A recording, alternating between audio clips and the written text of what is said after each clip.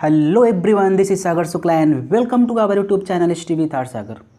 अब मैथ्स लगेगी आसान क्योंकि मैं सिखाता हूँ concept, because concept is power.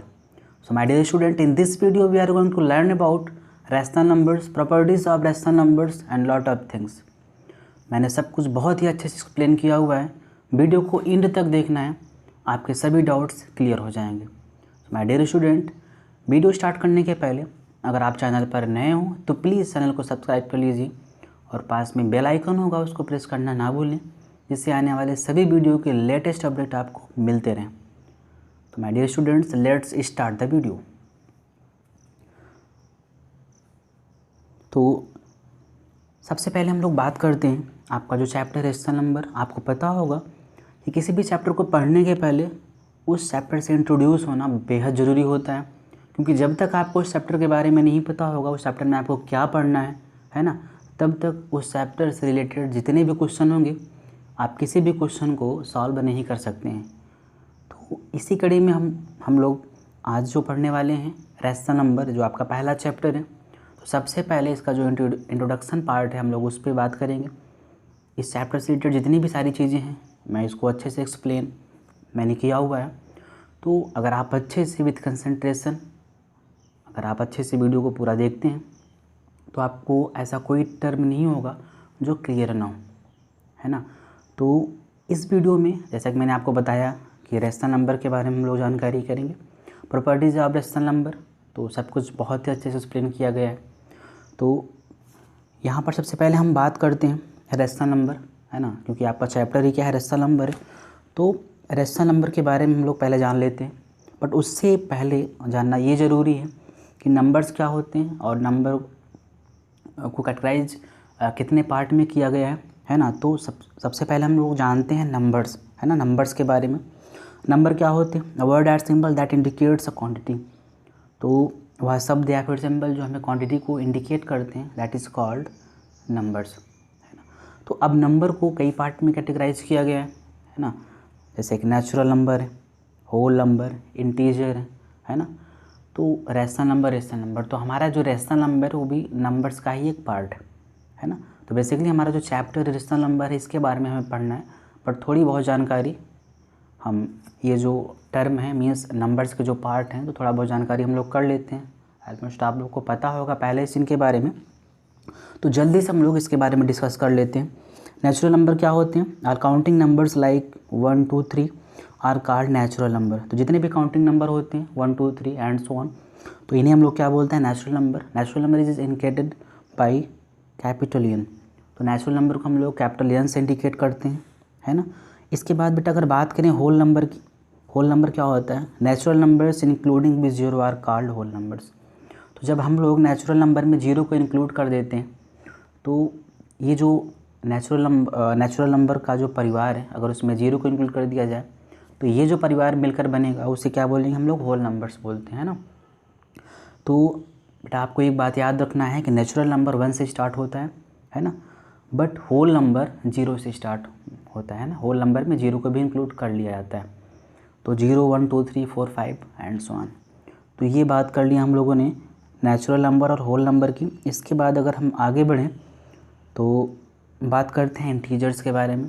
Integers आप लोग पढ़े होंगे प्रीवियस क्लास में। All positive numbers, negative numbers including with zero are called integers. और इंटीजर को इंडिकेट करते हैं कैपिटल आई और कैपिटल जेड से, है ना। तो जितने भी पॉजिटिव नंबर्स होते हैं, नेगेटिव नंबर्स होते हैं, है ना, और जीरो, तो इनका जो परिवार होता है, इनके ग्रुप को हम लोग क्या बोलते हैं बेटा? इंटीजर्स बोलते हैं, है ना। तो आई होप सारी चीज़ें क्लियर हो रही होंगी। इसके बाद अगर हम बात करें इरेशनल नंबर के बारे में, such type of numbers which we can not express in the form of p/q are called irrational number. तो ऐसे नंबर्स जिनको हम p/q के फॉर्म में रिप्रेजेंट नहीं कर सकते हैं, उन्हें हम लोग क्या बोलते हैं? इरेशनल नंबर बोलते हैं, है ना। इरेशनल नंबर को हम लोग कैपिटल P से रिप्रेजेंट करते हैं। For example √2, √5, pi and so on. ऐसे बहुत सारे इरेशनल नंबर हैं। तो आपके माइंड में एक बात चल रही होगी कि इरेशनल नंबर ऐसे नंबर को बोलते हैं जिनको p/q की फॉर्म में रिप्रेजेंट नहीं कर सकते। मैंने एग्जांपल भी बता दिया, √5 है ना, √2, √5 पाई, है ना। तो आपके माइंड में ये डाउट होगा कि √2 को हम p/q के फॉर्म में रिप्रेजेंट क्यों नहीं कर पाते हैं। डाउट हो रहा है कि नहीं हो रहा है?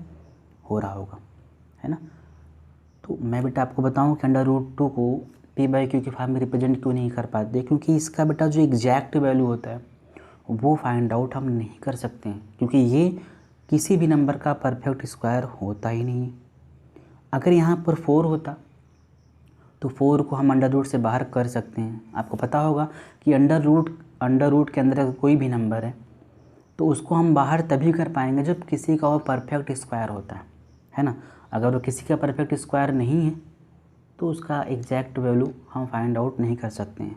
तो जब तक आपको किसी भी नंबर का एग्जैक्ट वैल्यू नहीं पता, इसकी वैल्यू क्या है एग्जैक्ट यही नहीं पता है, तो कैसे इसको p/q के फॉर्म में रिप्रेजेंट करोगे, है ना। तो आई होप √2 फिर √5 इवन इरेशनल नंबर को p/q के फॉर्म में रिप्रेजेंट क्यों नहीं कर पाते हैं ये आपको क्लियर हो चुका होगा, क्योंकि उसका एग्जैक्ट वैल्यू हमको पता नहीं होता है ना। तो अब बेटा हम बात करते हैं रेशनल नंबर के बारे में। तो ये सारी बातें रहीं जो कि आप लोगों ने प्रीवियस क्लास में पढ़ा होगा, तो हम लोगों ने एक बार अच्छे से रिवाइज कर लिया उसको, क्योंकि जानना भी ज़रूरी है, क्योंकि इन सारे टर्म्स आपको चैप्टर में कहीं ना कहीं देखने को मिल जाएंगे, है ना। तो आपको इनसे रूबरू होना बेहद ज़रूरी हो गया था, है ना। तो अब हम लोग आगे बढ़ते हैं और बात करते हैं रेशनल नंबर्स के बारे में, क्योंकि हमारा जो चैप्टर है रेशनल नंबर है, तो रेशनल नंबर के बारे में हम लोग को डिटेल में पढ़ना है ना। तो रेशनल नंबर क्या होते हैं, सबसे पहले हम इनके बारे में बात कर लेते हैं। A such type of numbers which can express in the form of p/q are called rational numbers where q does not equal to 0। तो ऐसे नंबर्स जिनको हम p/q के फॉर्म में रिप्रेजेंट कर सकते हैं, है ना, ऐसे नंबर जिनको हम p/q के फॉर्म में रिप्रेजेंट कर सकते हैं उन्हें हम लोग क्या बोलते हैं, रेशनल नंबर बोलते हैं, है ना। तो रेशनल नंबर ऐसे बहुत सारे नंबर हैं, है ना, जिनको p/q के फॉर्म में रिप्रेजेंट कर सकते हो। होल नंबर, नेचुरल नंबर, सभी इंटीजर, तो इन सभी को हम p/q के फॉर्म में रिप्रेजेंट कर सकते हैं। सभी होल नंबर, सभी नेचुरल नंबर और सभी इंटीजर, है ना। तो यहाँ पर रेशनल नंबर्स को हम क्यू से रिप्रेजेंट करते हैं, 0, 1, 2, -3, 3/4 एंड सो ऑन, ऐसे बहुत सारे नंबर्स होते हैं। क्लियर है। तो रेशनल नंबर क्या होते हैं ये हम लोगों ने जान लिया है। अब रेशनल नंबर से रिलेटेड जो सारी चीज़ें हैं, जो टर्म है ना, तो उनको हम लोग अच्छे से डिस्कस कर लेते हैं। तो बेटा आगे बढ़ते हैं, है ना। और आगे आपको इक्विवेलेंट रेशनल नंबर्स क्या होते हैं तो इसको जानना ज़रूरी है ना। तो इक्विवेलेंट मीन्स आपको पता है समतुल्य या बराबर। तो आपको देखिए मैथ में आपको बेटा रटना नहीं है, मैंने पहले ही बता दिया स्टार्ट में, कंसेप्ट इज पावर। तो आपका कंसेप्ट क्लियर होना चाहिए, आप जो चीज़ें पढ़ रहे हैं वो क्यों पढ़ रहे हैं, ठीक है, वो आपको क्लियर होना चाहिए। बाकी डेफिनेशन रट लेने से किसी को मैथ नहीं आती, है ना। तो जो चीज़ें आपको बताई जा रही हैं वो आपको समझ में आना चाहिए। अगर वो सारी चीज़ें आपको समझ में आ गई हैं तो आप डेफिनेशन उसको अपने वर्ड में बना सकते हैं। जैसे मैंने यहाँ बता दिया आपको इक्विवेलेंट रेशनल नंबर, तो यहाँ इक्विवेलेंट से ही पता चल रहा है मतलब समतुल्य या फिर बराबर रेशनल नंबर्स। तो ऐसे रेशनल नंबर जो आपस में बराबर होते हैं, है ना, तो डेफिनेशन तो आप आसानी से इजीली फाइंड आउट कर सकते हो, उसको रटना नहीं है आपको, ठीक है। A such type of rational numbers which have equal values are called equivalent rational number. तो ऐसे रेशनल नंबर जिनकी वैल्यू आपस में इक्वल होती है उन्हें क्या बोलते हैं बेटा, हम लोग उन्हें बोलते हैं इक्विवेलेंट रेशनल नंबर, है ना। तो यहाँ पर मैंने एग्जांपल लिया 2/5, 4/10, 8/20, -10/-25, ठीक है। तो ये सभी इक्विवेलेंट रेशनल नंबर है, क्योंकि जब इनको हम लोग सिंप्लीफाई करेंगे, आगे हम लोग बात करेंगे सिंप्लीफाई क्या होते हैं, स्टैंडर्ड फॉर्म क्या होते हैं। तो जब इसको सिंप्लीफाई करेंगे बेटा तो सबकी वैल्यू सेम आएगी। इसको काटोगे 4 1 जा 4, सॉरी 2 2 जा 4, 2 5 जा 10, ठीक है। इसको 4 से काटोगे 4 2 जा 8, 4 5 जा 20, है ना, माइनस माइनस से कट जाएगा, ठीक है। और ये 5 2 जा 10, 5 5 जा 25। तो यहाँ पर सभी की जो वैल्यू आएगी सिंप्लीफाई करने के बाद 2/5 सभी का आ जाएगा। तो इसलिए सभी जो रेशनल नंबर हैं आपस में क्या कहलाएंगे, इक्विवेलेंट रेशनल नंबर कहलाएंगे, है ना।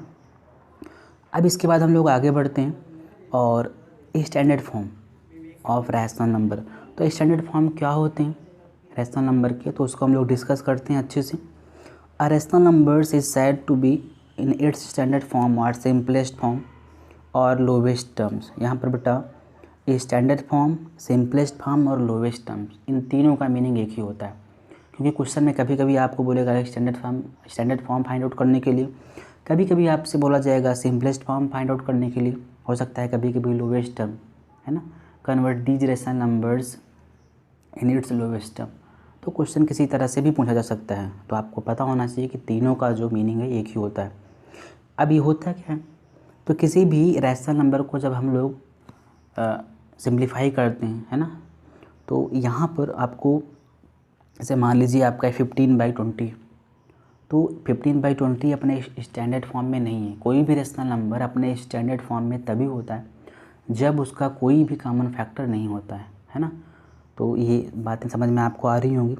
अब यहाँ पर 15/20 कॉमन फैक्टर की बात, मतलब कोई भी रेशनल नंबर दिया हुआ है, जब तक वो किसी पार्टिकुलर नंबर से डिविजिबल होगा, है ना, तब तक वो स्टैंडर्ड फॉर्म में नहीं होता है। अगर किसी भी पार्टिकुलर नंबर से डिविजिबल नहीं है तो फिर वो अपने स्टैंडर्ड फॉर्म में है, ठीक है। तो यहाँ 15/20 ये किससे डिविजिबल है बेटा, 5 से। तो 5 से काट देंगे इसको, 5 3 जा 15, 5 4 जा 20। अब 3/4 ये किसी और दूसरे नंबर से डिविजिबल नहीं होगा, मीन्स इसका कोई भी पार्टिकुलर फैक्टर नहीं होगा, है ना। तो इसलिए 3/4 क्या है, ये अपने स्टैंडर्ड फॉर्म में है, ठीक है। तो इसी तरह से मैंने और एग्जांपल दिया हुआ है, तो 88/-99, तो सिंप्लीफाई करेंगे इसको, -8/9, 11 से कट जाएगा। और बेटा एक बात आपकी याद ये रखना है कि जब स्टैंडर्ड फॉर्म में हम लोग कन्वर्ट करते हैं तो जो माइनस का साइन होता है वो डिनोमिनेटर में अगर है तो वहाँ से हटा देते हैं, है ना। कहाँ लगा देते हैं, न्यूमरेटर में लगा देते हैं। तो ये बात आपको अच्छे से समझना है, ठीक है। स्टैंडर्ड फॉर्म में कन्वर्ट करने पर क्या होता है, जो माइनस आपका डिनोमिनेटर में तो कहाँ चला जाएगा, और न्यूमरेटर में। हालांकि दोनों का मीनिंग एक ही होता है, बट हम लोग करते क्या हैं, डिनोमिनेटर का साइन कहाँ लगा देते हैं, न्यूमरेटर में। तो इस तरह से -54/63 इसको भी कर लेंगे तो कितना आएगा, -6/7। तो बेटा बात कर लिए हम लोग स्टैंडर्ड फॉर्म क्या होता है, सिंपलेस्ट फॉर्म क्या होता है, और लोवेस्ट टर्म क्या होते हैं, ठीक है। अब बात करते हैं एब्सोल्यूट वैल्यू। तो एब्सोल्यूट वैल्यू आप हो सकता है प्रीवियस क्लास में पढ़े हो, है ना। क्या होता है, a representation of numbers without its sign is called absolute value. तो बेटा किसी भी नंबर का रिप्रेजेंटेशन अगर उस नंबर से उसका साइन हटा दिया जाए, किसी भी नंबर का रिप्रेजेंटेशन अगर विदाउट साइन किया जाए, उसे बोलते हैं एब्सोल्यूट वैल्यू। कोई भी नंबर है अगर उसको हम लोग विदाउट साइन बोलते हैं तो उसे क्या बोलते हैं, एब्सोल्यूट वैल्यू। एब्सोल्यूट वैल्यू को बेटा माड से रिप्रेजेंट किया जाता है, किससे, माड, ये माड है ना। इसके अंदर कोई भी नंबर अगर जाएगा तो अगर वो बाहर निकलेगा तो क्या होगा, वो विदाउट साइन होगा। जैसे मान लीजिए यहाँ पर -2 है तो बाहर निकलेगा तो क्या हो जाएगा, 2। तो ये माड क्या इंडिकेट करता है, एब्सोल्यूट वैल्यू को, ठीक है। यहाँ पर मैंने एग्जांपल लिया हुआ है -5, तो -5 का जो एब्सोल्यूट वैल्यू निकालेंगे तो कितना आएगा, 5। इसी तरह से -15/8 का एब्सोल्यूट वैल्यू क्या हो जाएगा, 15/8। 0 का एब्सोल्यूट वैल्यू बेटा 0 ही होता है, ठीक है। और एक बात और आपको याद रखना है 0 के बारे में, 0 ना तो पॉजिटिव इंटीजर होता है ना ही नेगेटिव इंटीजर होता है। क्योंकि कभी कभी क्या होता है कि ऐसे क्वेश्चन आपसे पूछ लिए जाते हैं, है ना, कि 0 पॉजिटिव इंटीजर है या फिर नेगेटिव इंटीजर है। तो 0 ना ही पॉजिटिव इंटीजर होता है और ना ही नेगेटिव इंटीजर होता है, ठीक है। तो आई होप सब कुछ बहुत अच्छे से क्लियर हो रहा होगा आपको, है ना। तो एब्सोल्यूट वैल्यू पढ़ने के बाद बेटा हम लोग आगे बढ़ते हैं, और इसके बाद जो हमारा नेक्स्ट टर्म है वो है कंपैरिजन ऑफ रैशनल नंबर, ठीक है। तो रैशनल नंबर का कंपैरिजन क्या होता है, क्योंकि ये बहुत ज़रूरी है, ये कॉम्पिटिटिव एग्जाम में भी पूछे जाते हैं। फ्रैक्शन दे दिए जाते हैं, वहाँ पर आपसे पूछा जाएगा कि कौन सा फ्रैक्शन छोटा है कौन सा बड़ा है। तो ये कंपैरिजन ऑफ रैशनल नंबर ये बेहद ज़रूरी है, और इसके लिए थोड़ा सा कुछ कंसेप्ट हैं जिनको जानना आपके लिए ज़रूरी है। कंसेप्ट हैं क्या, there are 3 steps of comparison, है ना। There are 3 step of comparison of rational numbers. तो रैशनल नंबर के कंपैरिजन के लिए 3 स्टेप आपको याद रखना है। फर्स्ट है व्हेन डिनोमिनेटर आर इक्वल, जब डिनोमिनेटर इक्वल होते हैं। Second when numerator are equal, और थर्ड आपका है when denominator and numerator are different. तो जब डिनोमिनेटर और न्यूमरेटर दोनों क्या होते हैं, डिफरेंट होते हैं, ठीक है, तब कैसे आप कंपैरिजन कर पाते हो। तो सबसे पहले स्टेप बाय स्टेप हम लोग देखते हैं। केस फर्स्ट, जब आपके डिनोमिनेटर इक्वल होते हैं। बेटा जब डिनोमिनेटर इक्वल होते हैं तो वही फ्रैक्शन बड़ा होता है जिसका न्यूमरेटर बड़ा होता है। ठीक है, जब डिनोमिनेटर इक्वल होगा तो वही फ्रैक्शन बड़ा होगा जिसका न्यूमरेटर बड़ा होता है। ठीक है, तो यहाँ पर मैंने एग्जांपल के थ्रू आपको बताने की कोशिश किया है। 7/20 और 8/20, इसमें से कौन बड़ा है? तो बहुत ईजी, डिनोमिनेटर बेटा दोनों का सेम है ना। तो मैंने क्या बताया, वही फ्रैक्शन बड़ा होगा, वही रेशनल नंबर बड़ा होगा जिसका न्यूमरेटर क्या होता है? बड़ा होता है। ऐसे ही यहाँ पर भी आप समझ लोगे। ठीक है, 8/13 बड़ा हो जाएगा किससे? 9/13 से। इसके बाद केस 2 की बात करें बेटा। ठीक है, तो केस 2 में मैंने बताया था आपको, है ना, क्या बताया था कि जब न्यूमरेटर इक्वल होते हैं, तो याद रखिएगा जब न्यूमरेटर इक्वल होते हैं तो वही फ्रैक्शन बड़ा होता है जिसका डिनोमिनेटर छोटा होता है। ठीक है, तो यहाँ पर एग्जाम्पल्स हम लोग समझेंगे। 9/17 और 9/12, तो यहाँ पर दोनों का न्यूमरेटर 9 है ना। तो यहाँ पर बड़ा कौन होगा? मैंने क्या बताया, जिसका डिनोमिनेटर क्या होता है? छोटा होता है। तो डिनोमिनेटर इसका छोटा है तो राइट साइड वाला जो आपका फ्रैक्शन है क्या हो जाएगा? वो बड़ा हो जाएगा, है ना। इसी तरह यहाँ पर भी दोनों का न्यूमरेटर 51। ठीक है, तो बड़ा कौन होगा? 51/25। क्लियर है। अब आगे बढ़ते हैं और केस थर्ड जो हमारा है उसको अच्छे से देखते हैं हम लोग। केस थर्ड मैंने क्या बताया था कि जब ना तो न्यूमरेटर और ना ही डिनोमिनेटर, जब कोई भी इक्वल ना हो, तब उस केस में बेटा हम लोग क्या करते हैं? एलसीएम लेते हैं। ठीक है, यहाँ पर मैंने एग्जांपल लिया हुआ है 8/12 एंड 5/6। अब इसमें से आपको बताना है कौन सा छोटा है कौन सा बड़ा है। तो 8/12 और 5/6 इनका एलसीएम लेंगे, 12 होगा, है ना। तो आपको पता है कि न्यूमरेटर से जो आपका एलसीएम आता है डिवाइड करते हैं डिनोमिनेटर से, है ना। तो 1 टाइम्स में होगा तो 8 यहाँ हो जाएगा, यहाँ 6 से डिवाइड करेंगे, 6 2 × 12, 2 5 × 10। तो यहाँ इसको अलग अलग कर लेंगे तो इस फॉर्मेट में हम लिख सकते हैं इसको। तो यहाँ से आपको पता चल रहा होगा कि 12 डिनोमिनेटर दोनों का हम लोगों ने इक्वल कर दिया है।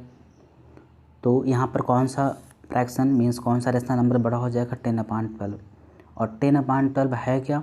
5/6।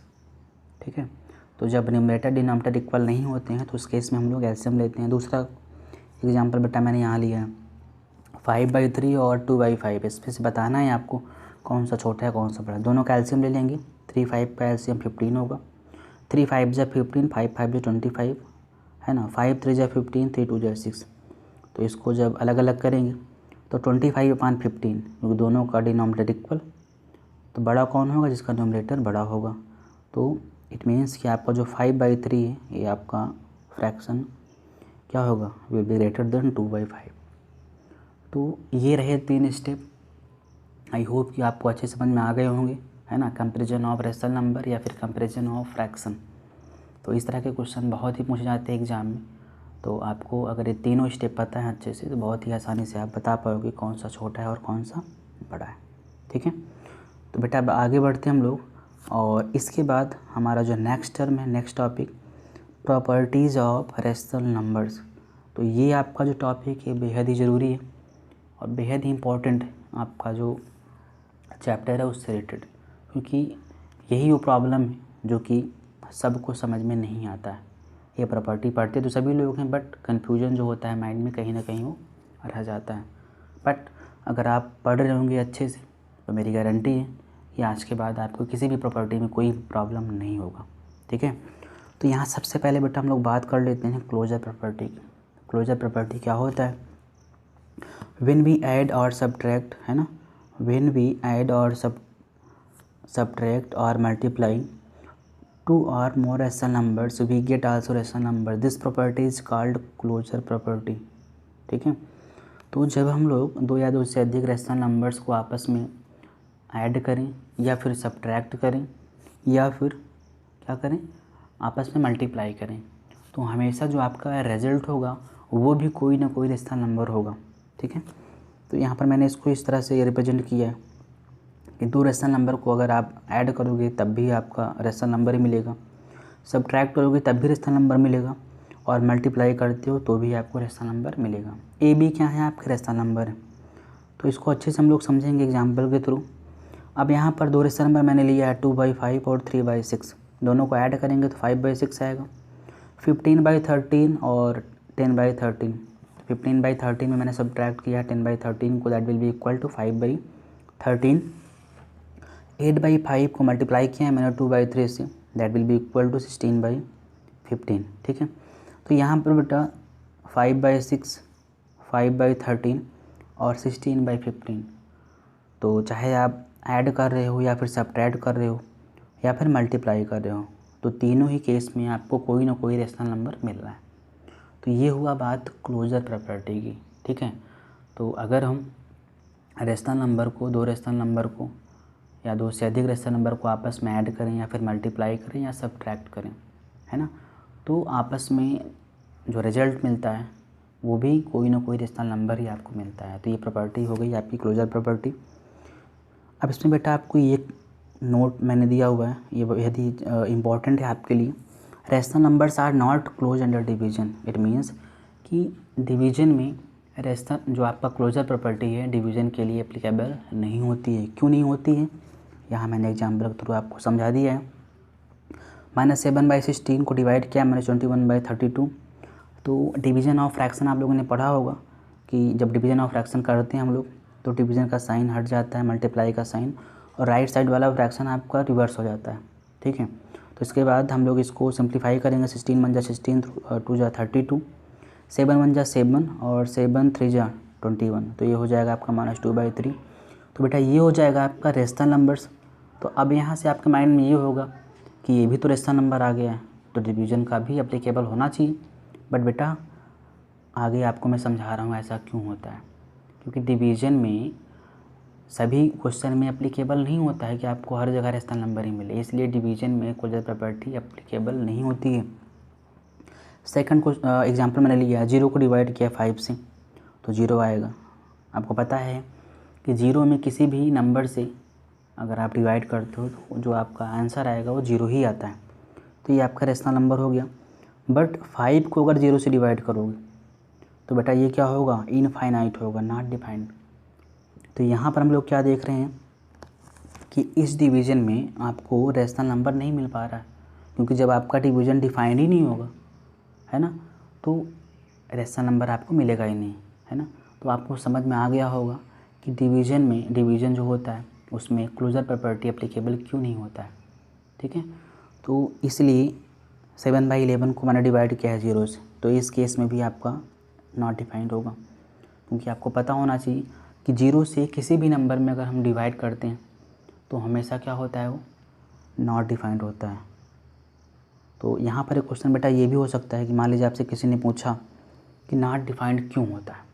जैसे मान लीजिए 5 को 0 से डिवाइड करो, है ना, तो यहाँ पर बेटा जब आप डिवाइड करोगे तो 0 का टेबल आपको पता है कि 0 में किसी भी नंबर का मल्टीप्लाई करो तो हमेशा वो 0 ही आता है। अब चाहे यहाँ पर 1 टाइम्स ले जाओ या 2 टाइम्स, 3 टाइम्स, 4 टाइम्स, तो हमेशा यहाँ 0 ही आएगा, और आपका जो डिवाइडेंड है बेटा वो हमेशा बचता जाएगा।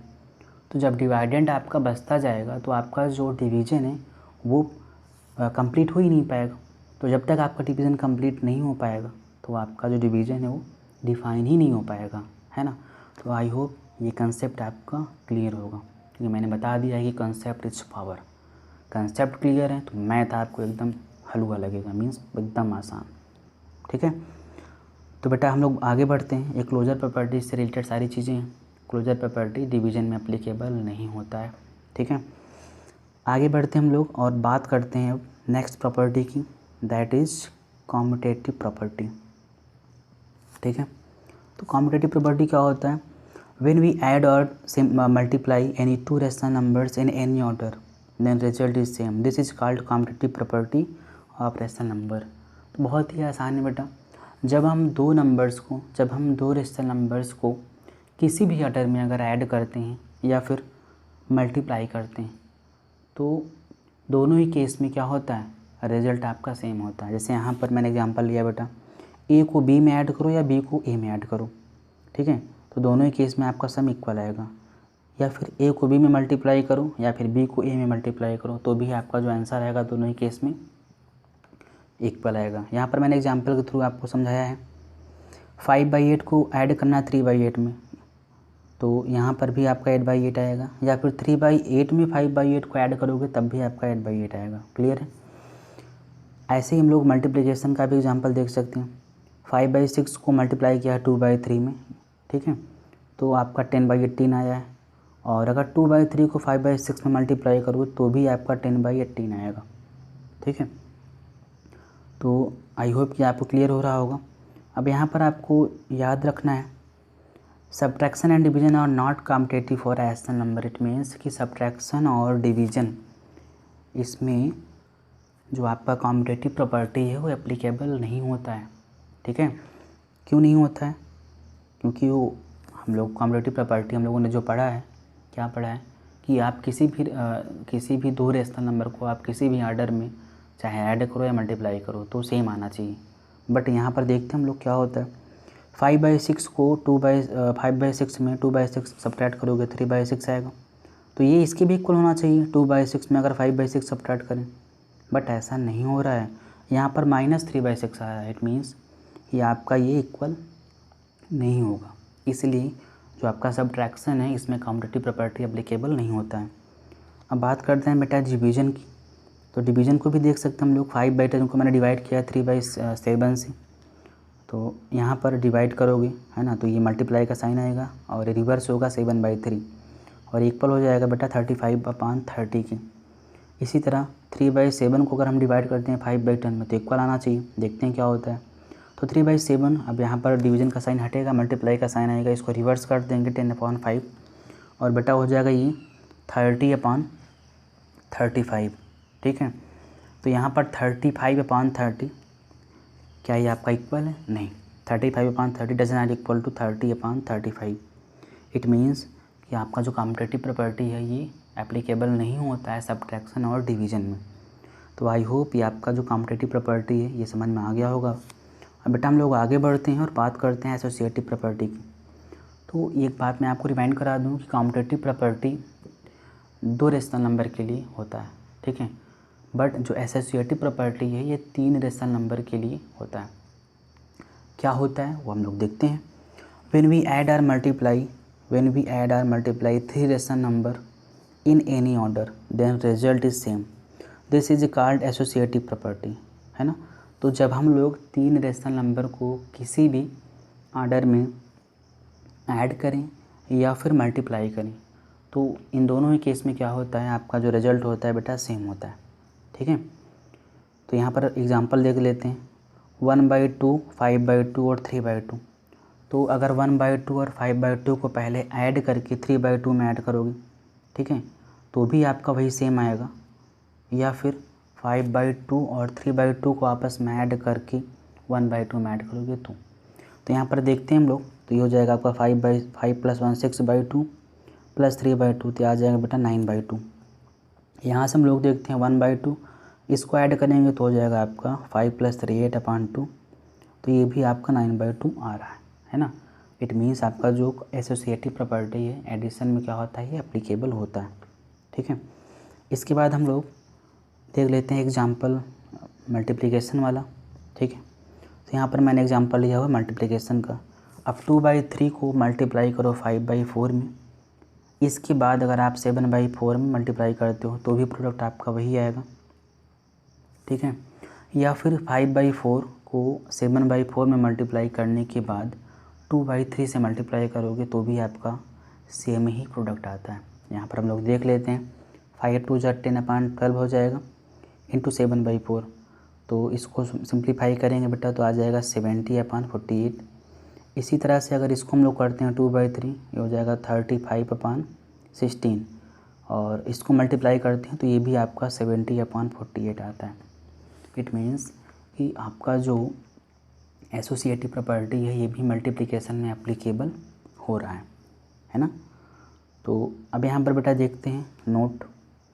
अब नोट में क्या देखेंगे, किसके लिए एप्लीकेबल नहीं होता है, तो सब्ट्रैक्शन और डिवीज़न में एसोसिएटिव प्रॉपर्टी आपका एप्लीकेबल नहीं होता है। ठीक है, subtraction and division are not associative for rational numbers. Clear है।